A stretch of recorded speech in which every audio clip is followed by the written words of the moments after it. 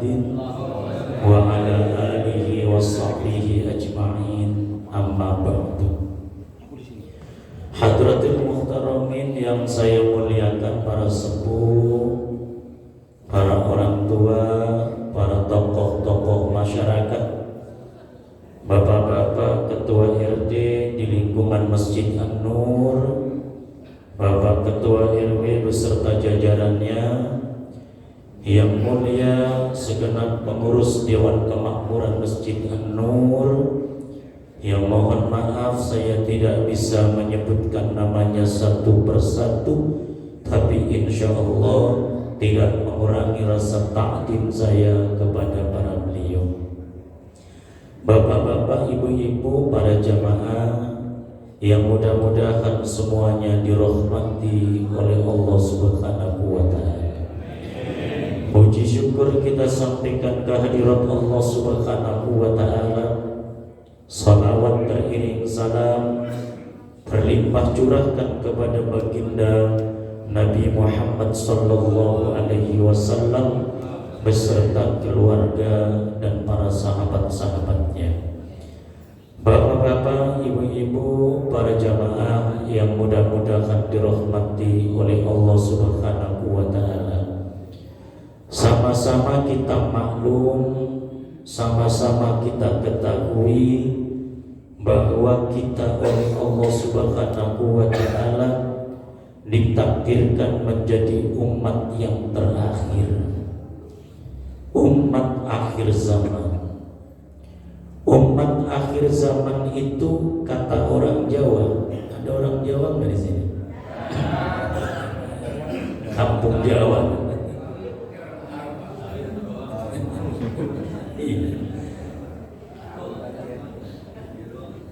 Kata orang Jawa, umat akhir zaman itu disebut umat bontot. Bontot itu terakhir. Bontot. Kata orang Betawi, bontot. Kata orang Betawi, kelakuannya itu rada-rada sengke. Anak bontot juga begitu. Anak bontot itu rada-rada sengke. Apa rada-rada sengkenya? Anak bontot kalau punya permintaan sesuatu, permintaannya tidak dipenuhi, biasanya ngambek. Kalau dia nangis, anak pertama, anak kedua, asal dipelototin diam. Tapi anak bontot dipelototin tambah kenceng nangisnya. Anak bontot itu kadang ngepel gak mau, nyuci piring gak mau, tapi pengennya makan enak. Begitu juga umat bontot, jemaah. Umat bontot itu rada-rada sengke. Apa rada-rada sengkenya? Maksiat masih doyan, baca Quran malas, jamaah ogah-ogahan, tapi mati rata-rata pengen masuk surga. Ada yang di sini kayak gitu, Bu? Mana, Bu? Hadir enggak orangnya? Pakai baju apa, Bu?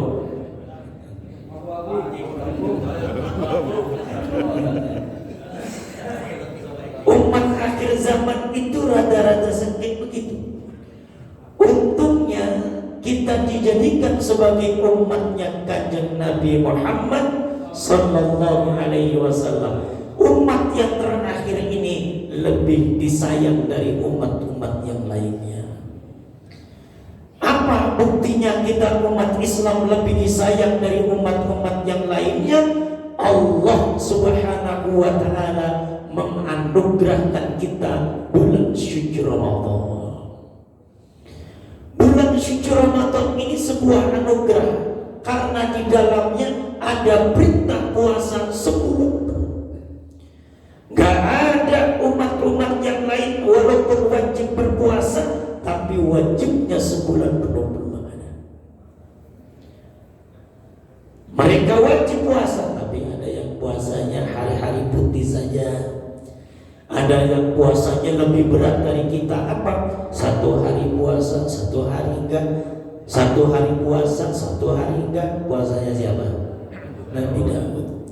Untung gak diwajibkan ke kita. Satu hari puasa, satu hari enggak. Itu kalau dihitung dalam 1 tahun berapa bulan? 6 bulan. Kita mah cuma 1 bulan dalam 1 tahun, tapi anugerah Ramadan dengan puasa luar biasa. Apa itu? Puasa itu mendidik kita menjadi orang yang lebih dekat dengan Allah. Dengan puasa itu kita dididik oleh Allah bahwa Allah nyaksiin kita diperhatikan oleh Allah, kita dekat dengan Allah, segala tingkah laku kita diawasi oleh Allah. Itu sebenarnya tarbiyah puasa. Dari mana kita bisa melihat kalau puasa itu ngajarin kita, Allah lihat kita? Ayo kita coba nih. Bapak karena puasa kebetulan pulang cepat. Begitu hari Sabtu pulangnya jam 12 siang, nyampe rumah ba'da zuhur. Begitu nyampe rumah, bapak lihat kamar istri kosong. Anak-anak yang biasa main di ruang tamu, di ruang keluarga, tidak ada. Begitu keluar lihat tetangga lagi panas-panasnya, semua berada di dalam rumah.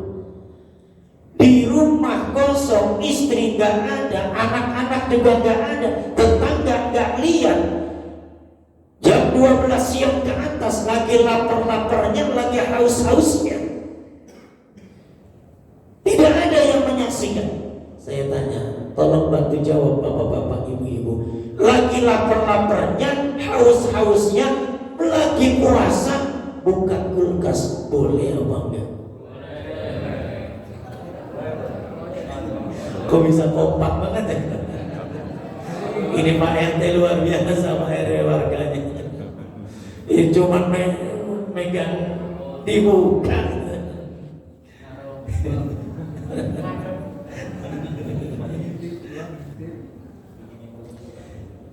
Nggak ada yang larang orang buka doang. Tapi berani nggak? Begitu kita melihat ke dalam kulkas ada air dinginnya, ada sirupnya warna merah lagi, buahnya seger-seger. Orang nggak ada, istri nggak ada, anak-anak nggak ada, tetangga nggak lihat, di dalam rumah sendirian. Berani nggak tuh minum airnya yang dingin? Berani nggak ambil buahnya yang seger? Nggak berani. Kenapa nggak berani? Biarkan anak nggak lihat, istri nggak lihat, tetangga nggak lihat, tapi Allah melihat kita. Merasa diawasi oleh Allah Subhanahu wa Ta'ala. Ini kalau warga masyarakat, warga Indonesia sudah merasa diawasi oleh Allah Subhanahu wa Ta'ala, kayaknya KPK nggak perlu itu. Pengadilan juga nggak perlu ngadilin siapa, orang semua merasa diawasi oleh Allah. Inilah tarbiyah Ramadan, mendidik kita, ngasih pembelajaran kepada kita. Allah dekat dengan kita, Allah ngawasin kita. Maka pantas kalau Ramadan ini hadiahnya luar biasa. Siapa orang yang puasa, puasanya yakin kalau itu puasa perintah Allah. Jadi imanan maksudnya itu yakin kalau puasa ini perintah Allah. Siapa orang yang puasa, puasanya yakin ini perintah Allah. Waktu sahabat semuanya dikembalikan kepada Allah, ikhlas karena Allah Subhanahu wa Ta'ala. Hadiahnya apa? Ghufirallahu ma taqaddama min dhanbi. Allah ampuni dosa-dosa kita yang telah lalu. Kiai, sejak kapan diampuni dosa-dosa kita? Sejak balik sampai dengan hari ini kita berpuasa. Oleh karena itu, orang-orang yang umurnya 65, 66 ada di sini. Kayaknya komodo muda semua ya, rambutnya gak ada yang putih. Oh, ditutupi. Orang-orang yang sudah sembuh, orang-orang tua yang sudah sakit-sakitan, gak usah takut mati setelah Ramadan. Kenapa? Ramadan selesai, masuk 1 Syawal, kita semua dosanya diampuni oleh Allah Subhanahu wa Ta'ala, bersih, tanpa noda, tanpa seperti ketika menghadap Allah tanpa dosa. Allah anugerah yang luar biasa, bersih. Maka dari mukanya kelihatan, Pak. Terutama yang dekat lampu. Cerah. Jemaah yang dirahmati oleh Allah Subhanahu wa taala, anugerah besar Allah berikan Ramadan. Oleh karena itu kita mengajak, ayo Ramadan yang kita baru tengah-tengah ini, kesempatannya masih panjang, gunakan sebenar-benarnya untuk mengabdikan diri kita kepada Allah. Puasanya kita sempurnakan, sholatnya kita sempurnakan, terutama sholat fardu. Hati-hati Bapak, sholat fardu itu ancamannya bagi orang yang meninggalkan. Allahu Akbar. Saya sih yakin kalau di sini mah semua masalah sholat fardu rajin, tekun. Malah kadang banyak yang sebelum waktunya udah orang mau pergi ke Tanah Abang, ada belum selesai dia udah sholat, saking rajinnya.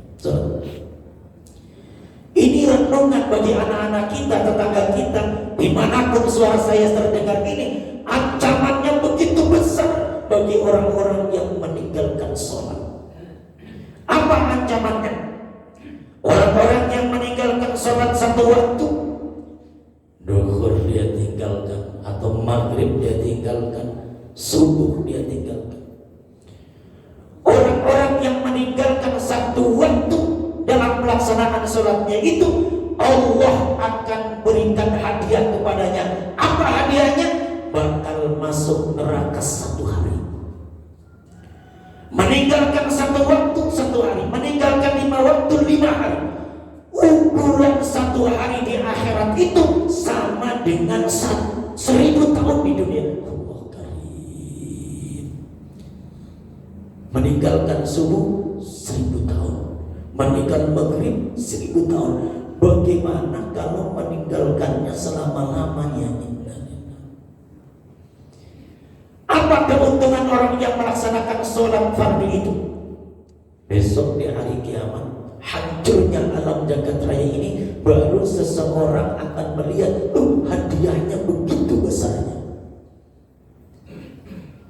Di alam barzakh sudah dimulai itu hadiah orang-orang yang melaksanakan sholat. Ketika orang meninggal dunia, kemudian yang pentakziah terakhir itu melangkahkan di kaki yang ketujuhnya, Allah Subhanahu wa taala akan mengutus makhluk yang bakal nemenin orang yang dulu rajin melaksanakan sholat. Begitu kemudian malaikat maut datang, hancurnya tubuhnya sama rohnya berpisah, dibawalah dia, di fardu kifayain, selesai, kemudian dibawa ke pemakaman, dimasukkan ke liang lahat. 7 langkah sifat takziah terakhir itu melangkahkan, datanglah malaikat penanya kepadanya, akan menanya 5 perkara, 5 pertanyaan. Begitu kemudian ditanya, man rabbuka, siapa Tuhanmu? Ini si temannya jenazah. Begitu jenazah mau jawab, disetop. Kata temannya jenazah, kamu diam saja, cukup saya yang ngomong. Dulu kamu ngurusin saya, dulu kamu ngopengin saya, dulu kamu menjaga saya lah sholat yang kamu kerjakan. Maka sekarang giliran saya yang akan ngopengin kamu. Saya jawab pertanyaan-pertanyaan malaikat ini. Man rabbuka? Dijawab, Allahu Akbar. Begitu dijawab, man nabiyuka? Dijawab dengan sholawat. Assalamualaikum ayyuhan nabiyyu wa rahmatullahi wa barakatuh. Assalamualaikum wa ala ibadillahi sholihin. Malaikat heran. Begitu malaikat heran, lapor ke Allah, ya Allah, ada hambamu yang saya tanya man rabbuka, jawabnya Allahu Akbar kayak orang azan. Saya tanya man nabi juga dia jawab dengan sholawat. Apa kata Allah? Malaikat, itu yang jawab bukan jenazahnya, yang jawab itu adalah sholatnya. Maka silahkan tuh kembali kamu kepada jenazah. Jenazah yang jawab seperti itu, yang jawab adalah sholatnya. Silahkan disuruh tidur kayak tidurnya pengantin baru. Allah, orang yang meninggal dunia sholatnya rajin, disuruh tidur kayak tidurnya pengantin baru. Tidurnya pengantin baru kira-kira bagaimana ya Pak? Kalau saya lama udah lupa, kagak berasa, tahu-tahu pagi. Kenapa tahu-tahu pagi? Tidurnya jam 3, bangunnya jam 4. Tapi begitu dia ditanya man rabbuka man nabiyuka, tidak bisa jawab. Apa kata malaikat? Silahkan kamu tidur seperti tidurnya orang yang sakit gigi. Bayangin itu tidur orang yang sakit gigi, bentar-bentar bangun, gelisah, gak enak perasaan. Sampai kapan dia merasakan tidur seperti orang yang sakit gigi? Sampai datangnya hari kiamat. Berada di alam barzah 1000 tahun, 2000 tahun, 10.000 tahun, dia akan nunggu di sana selama dia belum datangnya kiamat. Luar biasa. Yang lebih dahsyat itu apa? Orang yang sering meninggalkan sholat itu besok bakal dikirim dari neraka jahanam sebuah binatang ular yang aneh. Apa anehnya? Ekornya cuma satu, tapi kepalanya tidak kehitung. Apa tugasnya? Melilit dan menggigit-gigit sampai datangnya hari kiamat. Masuk neraka 1000 tahun, 1000 tahun, jangankan 1000 tahun. Neraka itu begini Pak, gambaran panasnya.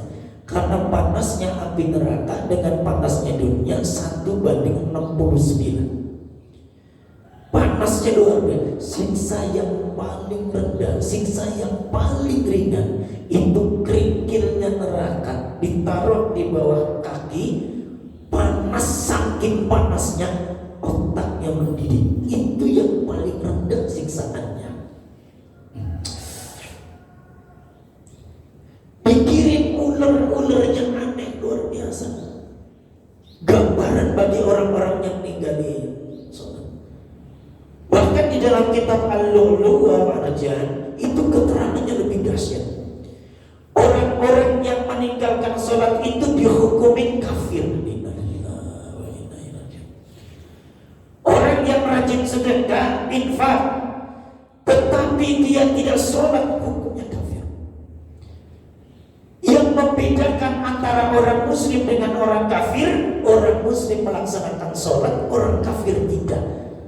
Makanya saya takut banget, khawatir banget, jangan-jangan Al-Lu'lu' wal Marjan ini benar. Sholat, ayo kita jaga. Karena sholat ini amat sangat penting di dalam keluarga itu. Manakala dalam keluarga salah satunya meninggalkan sholat, menghalangi rezeki yang Allah berikan. Jadi kalau dalam keluarga kok ada masalah melulu, masalah yang satu belum selesai muncul masalah yang lain, masalah yang lain belum selesai udah muncul tuh masalah-masalah yang lainnya, silakan cari. Jangan-jangan di antara keluarga itu ada yang meninggalkan sholat. Dan memang mohon maaf, biasanya dalam keluarga itu ada saja yang gak mau sholat. Suaminya rajin, istrinya gak rajin. Suaminya rajin, istrinya rajin, anaknya yang gak mau sholat. Anaknya rajin, ibunya rajin, bapaknya gak mau sholat. Itu ada saja di dalam keluarga. Gak tahu kalau di sini di villa Mutiara Gading ada nggak keluarga yang kayak gitu? Ada saja, dan memang seperti itu. Sholat ayo kita jaga. Terakhir, yang penting kita laksanakan ibadah yang sangat dicintai Ramadan ini, sedekah. Orang memberikan sedekah di luar bulan suci Ramadan pahalanya 10. Tapi Nabi memberikan sedekah di dalam bulan suci Ramadan, Allah lipat gandakan 1000 kali lipat. Kita sedekah 1 rupiah jadi 1000 pahalanya. Kita sedekah 1000 jadi 1 juta. Kita sedekah 1 juta jadi 1 miliar. Anugerah ini diberikan kepada umat Nabi besar Muhammad sallallahu alaihi wasallam. Oleh karena itu pantas sedekah itu berat, bukan main. Kalau nggak dipaksa-paksa banget berat. Gak percaya coba saja kotak amal lewat. Kira-kira kalau kotak amal lewat yang dimasukin duit yang paling gede apa duit yang paling kecil? Kok yang jawab yang depan dong ya Pak? Kalau kotak amal lewat itu duit yang dimasukin, duit yang paling gede apa yang paling kecil? Kalau yang paling kecil ada 2, satu lecek, satu licin, yang dimasukin kotak tuh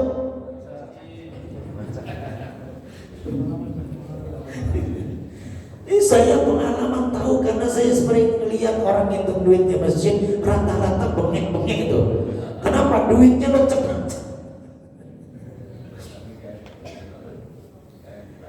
Sampai saking hebatnya nih sedekah di dalam bulan suci Ramadan.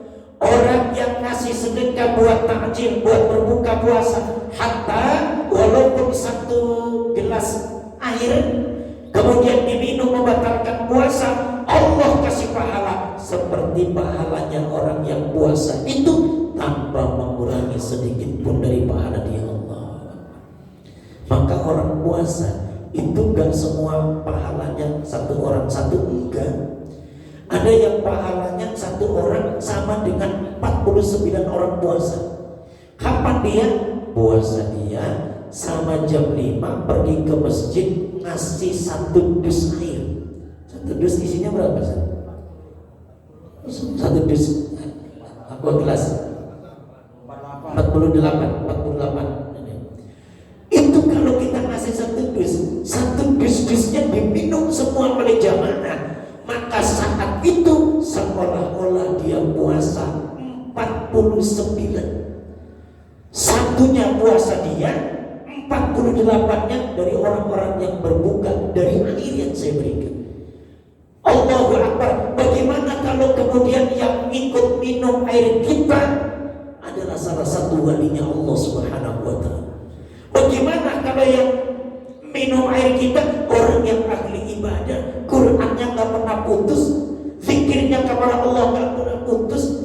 Bagaimana kalau yang berpuasa itu adalah orang-orang yang menjaga hati, maka orang itu dapat puasa tingkatan-tingkatan yang luar biasa dekat. Allah karim. Oleh karena itu pantas ketika menjelang Ramadan yang diperintahkan untuk dipersiapkan adalah ayo kita siapkan dana. Kenapa? Karena sedekah di bulan suci Ramadan itu luar biasa. Jamaah sekalian yang dirahmati oleh Allah Subhanahu wa ta'ala, terakhir kita mohon kepada Allah, mudah-mudahan Allah Subhanahu wa ta'ala anugerahi kita semua ibadah kita diterima oleh Allah Subhanahu wa ta'ala. Sehat walafiat, Allah berikan kepada kita rezeki yang melimpah, yang halal, yang berkah. Anak-anak kita menjadi anak-anak yang soleh dan solihah, sehingga kita oleh Allah ditempatkan di dunia di tempat yang enak, dan di akhirat nanti di surganya Allah Subhanahu wa ta'ala.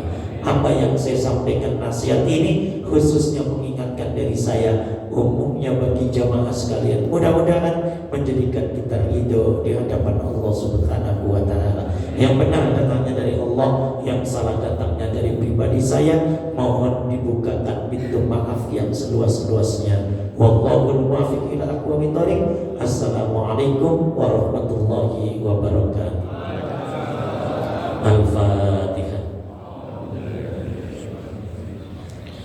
Alhamdulillahirabbil alamin. Arrahmanir rahim. Maliki yaumiddin.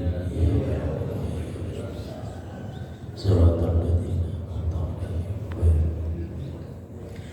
Bismillahirrahmanirrahim. Astaghfirullahaladzim, astaghfirullahaladzim, astaghfirullahaladzim.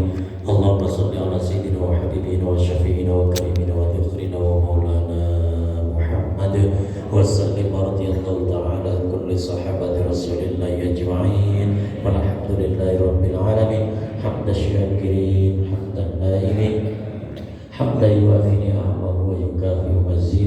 ya Rabbana lakal hamdu kama yanbaghi li jalali wajhikal karim wa 'azimi sultanik. Allahumma shalli ala sayyidina Muhammad salatan tunjina biha min jami'il ahwali wal afat wa taqdi lana biha jami'al hajat wa tutahhiruna biha min jami'i sayyi'at wa tarfa'una biha indaka a'la darajat wa tuballighuna biha aqsal ghayat min jami'il khairati fil hayati wa ba'dal mamat. Allahumma salli ala sayyidina Muhammad salatan tuyassiru biha ala kulli amrin nasir wa tarzuquna kulla yawmin dananir nasta'inu biha ala ridhaka wa taltufu bina biha fima jarat bihil maqadir wa ala alihi wa sahbihi wa sallam. Allahumma inna nas'aluka ridhaka wal jannah wa na'udzubika min sakhatika wan nar. Allahumma taqabbal minna salatana wa siyamana wa qiyamana wa ruku'ana wa sujudana wa tahlilana wa tasbihana wa tadarru'ana wa takhashu'ana wa ta'abbudana wa tamim taqsirana ya Allah ya arhamar rahimin. Rabbana atina fid dunya hasanah